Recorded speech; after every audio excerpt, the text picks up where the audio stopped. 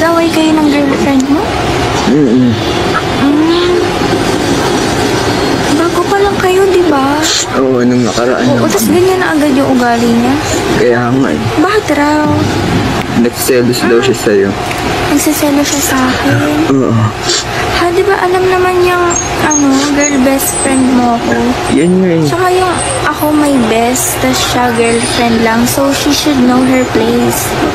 Ano man, siguro. Tsaka ang toxic naman niya kung nagtabi tayo sa higaan, nag-overnight. Wala tsaka namang mali siya yun, di ba?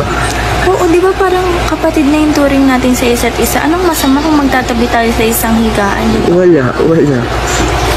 Ha? Ang dumi naman niya mag-isip kung gano'n. Alam mo, stop. Oh.